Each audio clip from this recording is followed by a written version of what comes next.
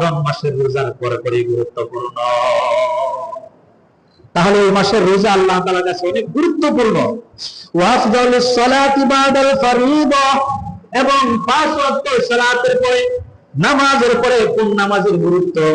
আল্লাহর হাবিব বলেন সালাতুল লাইল, তাহাজ্জুদ নামাজের গুরুত্ব 5 ওয়াক্ত ফরজ নামাজের পরে সবচেয়ে বেশি। আমার ভাইরা, এই মাসের গুরুত্ব এবং ফজিলত আরো অনেক রয়েছে। এক সাহাবী আল্লাহর হাবিব সাল্লাল্লাহু আলাইহি ওয়াসাল্লামের দরবারে আসলেন।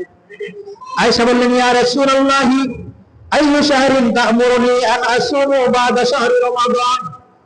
রাসূলুল্লাহ সাল্লাল্লাহু আলাইহি ওয়াসাল্লাম, আপনি আমাদেরকে রমাদানের পরে কোন মাসে রোজা রাখার জন্য নির্দেশ করেন? কোন মাসে রোজা রাখলে সবচেয়ে বেশি ফজিলতপূর্ণ হবে? রমাদানের পরে আমরা কোন রোজা রাখবো? আমাদেরকে একটু দিক নির্দেশনা দেন।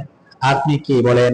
আল্লাহর হাবিব সাল্লাল্লাহু আলাইহি ওয়াসাল্লাম বলেন, ইন কুনতা সাইমান বাদা শাহরি রমাদান।